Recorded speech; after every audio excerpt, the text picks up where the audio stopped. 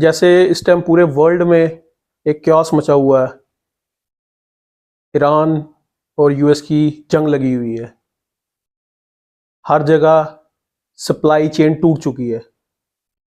मैं आकाशदीप सिंह आज आप सबका स्वागत करता हूं एफटीएस में।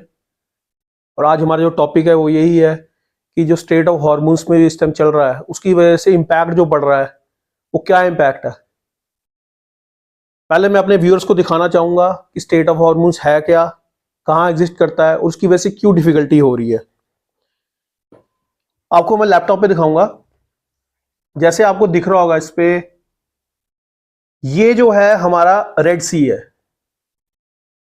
और ये अरेबियन सी है and this is Persian gulf. और ये हमारा ईरान है, ये सऊदी अरेबिया है, यूनाइटेड एमिरेट्स जिसको दुबई वगैरह कहते हैं, Qatar, Bahrain, Kuwait, Oman, Yemen और ईरान। और ये आ गया पर्शियन गल्फ। जो आप ये देख रहे हैं ना, नेक बनी हुई यहां पर, इसको बोलते हैं हार्मोन्स, स्टेट ऑफ हार्मोन्स।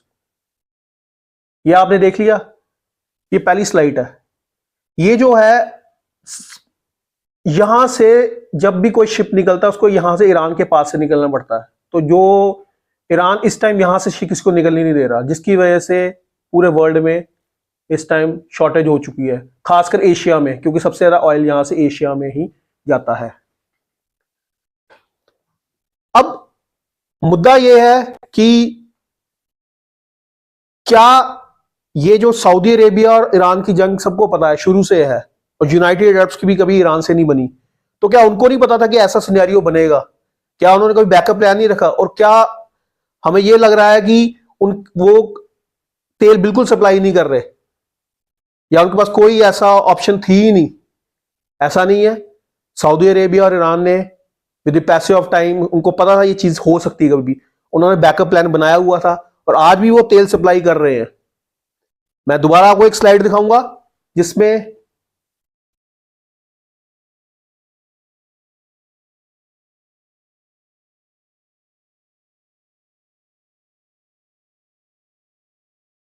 ये देखिए,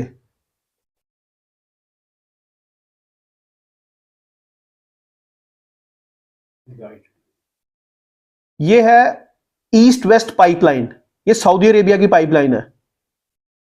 और ये है हमारा स्टेट ऑफ हॉर्मोन्स, और यहां पर रेड सी, यहां से एक पाइपलाइन सीधा रेड सी में आती है, जिसकी वजह से सऊदी अरेबिया अपना तेल यहां से भी एक्सपोर्ट कर रहा है। बट अगर ये एक्सपोर्ट कर रहा है तो इतनी दिक्कत क्यों हो रही है?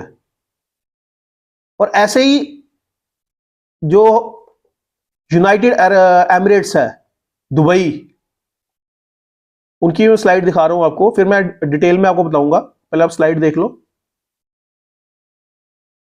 ये देखिए, ये यूएई है और Abu Dhabi crude oil pipeline, जो ये यहां से जा रही, जो हार्मोन्स को बाईपास कर रही है, इनका भी है। अब मैं आपको बताता हूं, मगर ये इतना होने के बावजूद भी तेल की सप्लाई क्यों नहीं कर पा रहे? रीजन बिहाइंड क्या है कि जो हमारा स्टेट ऑफ हार्मोन्स है, वहां से 2 करोड़ मैट्रिक टन जो कैपेसिटी है, वहां से शिप्स इतना क्रूड ऑयल लेके जाते हैं। बट जो हमारा सऊदी अरेबिया का है, सऊदी अरेबिया का जो है, वहां से 7 मिलियन बैरल, मतलब 70 लाख बैरल की कैपेसिटी है सिर्फ उनकी। और जो हमारा यूएई का है, उनका सिर्फ 1 मिलियन, डाउन की 10 लाख, 10 से 15 लाख बैरल की कैपेसिटी है टोटल। मतलब आप अगर आप मान लो कि फुल कैपेसिटी पे भी चले अपने 70, तो 80 लाख बैरल, कहां 2 करोड़ और कहां 80 लाख बैरल, उसकी वजह से शॉर्टेज हो रही है। इसी की वजह से ईरान ने उस एरिया को ब्लॉक कर दिया, जिसकी वजह से खासकर एशिया में चाइना 80% अपना जो ऑयल कंजप्शन है वो यहां से लेता है, इंडिया भी यहां से लेता है, जिसकी वजह से शॉर्टेज पड़ रही है। अब मैं इस पे डिटेल पे बात करूंगा, और हमारे साथ हैं चौधरी जर्नैल सिंह, जो सीनियर जर्नलिस्ट हैं एंड एसोसिएट एडिटर है सनराइज मेल में। Sir, welcome to the channel. Akash ji, बहुत बहुत शुक्रिया आपको हमें जो बातचीत करने का मौका दिया। तो ये दरअसल बात जो दिखाने में दिखाई जाती है वो है नहीं। एक्चुअली इसके पीछे बात कुछ और है। वो समझने वाली बात है कि जो मेन ये सोर्स है जो ऑयल का, वो हमारा ये ईरान था। तो ईरान से जो तेल है वो हमारा मेन सोर्स था, और इसको इसी वजह से अमेरिका ने भी इसको अपने कब्ज़े में करना चाहा। एक्चुअली बात ये नहीं है कि वहाँ पर कोई न्यूक्लियर वेपन बन रहे हैं, बन गए हैं, ये कोई कन्फर्म चीज़ नहीं है। लेकिन देखने में ये है कि वहाँ पर जो ऑयल है, जैसे इन्होंने बाकी देश वेनेजुला जैसे कंट्री जिसका राष्ट्रपति ही उठा लिया, क्या वजह थी? वहाँ थोड़ी बन रहे थे, न्यूक्लियर बन रहा था। वहाँ भी तो तेल है। हाँ, ड्रग देखो, ये वो लगा दिया। ये ड्रग जहाँ सप्लाई होती है, ड्रग तो बहुत से कंट्रियों में होती है, लेकिन उसका मतलब थोड़ी होता है कि वहाँ के राष्ट्रपति को उठा लो, उसकी वाइफ को उठा लो। लेकिन ये पीछे बात और है कि अमेरिका चाहता है कि मैं सभी कंट्रियों का तेल जो है उसको अपने कब्जे में कर लूँ। अगर यही बात हो कि ईरान में उग्रवाद है, ईरान में ये है, तो इससे ज़्यादा तो पाकिस्तान में है। तो पाकिस्तान में उग्रवाद है और उसको न्यूक्लियर बनाने की इजाज़त दे दी गई, आज उसके पास है। तो ये भी बात नहीं बनती कि ईरान के पास कोई उग्रवाद का मसला बना, ना तो कोई न्यूक्लियर का मसला है। मसला अगर है तो यही है कि उसके पास ऑयल है जो पूरे एशिया को सप्लाई करता। तो अमेरिका चाहता है कि सभी तेल के सोर्सेज जितने भी हैं मेरे अंडर आ जाएं, जैसे कि उसने किया हुआ है। ये अरब कंट्रीज़ छोटे छोटे जितने भी हैं जिनके पास 2-2% भी निकलता है, उसने सब पे कब्जा किया हुआ है, सब उसके थ्रू चलते हैं। तो इसलिए इसका मतलब ये है कि यहाँ कोई न्यूक्लियर वेपन की कहानी नहीं है।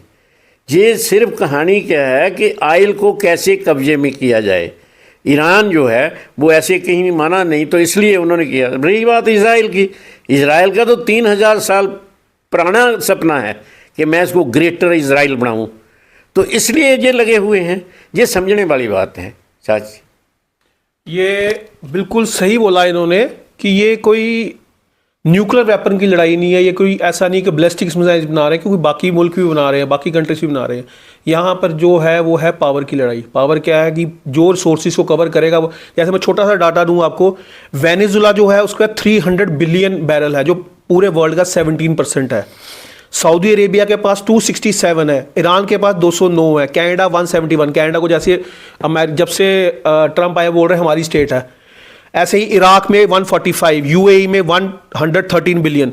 मतलब मैं ये आपको डाटा दे रहा हूँ कि वर्ल्ड का 50% जो तेल है इन कंट्रीज में है। अगर ईरान पे अमेरिका कब्जा कर लेता है, अमेरिका अपनी सरकार कोई बना लेता है, डमी सरकार बना लेता है, तो वो उस पर कब्जा करेगा, और ये जो 50% रिसोर्सेज है वर्ल्ड के, वो किसके अंडर आ जाएंगे? अमेरिका के अंडर। इसलिए ये बहुत क्लियर है कि इसमें कोई दो राय नहीं है।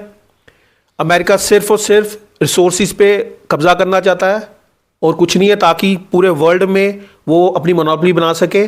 पेट्रोलियम, एलपीजी जैसे छोटा सा एग्जांपल है। अभी थोड़ी दिक्कत हुई, इंडिया में इतनी दिक्कत है, बाकी कंट्रीज में कितनी दिक्कत हो रही होगी इस टाइम पे। तो ऐसे ही हम किसी नए उससे लाएंगे आपके लिए पॉडकास्ट। बट ये जो मुद्दा था वो उन्होंने बता दिया कि ये कोई मुद्दा आतंकवाद या न्यूक्लियर का नहीं है। ये लड़ाई है पेट्रोलियम की, पावर की, जो अमेरिका चाहता है कि मैं ईरान से ले लूँ। ऐसे ही मैं नए टॉपिक के साथ मिलूंगा और आशा करूँगा कि अगली बार भी चौधरी जी हमें टाइम दे। तब तक हमें इजाज़त दीजिए। Thank you. जय हिंद, जय भारत।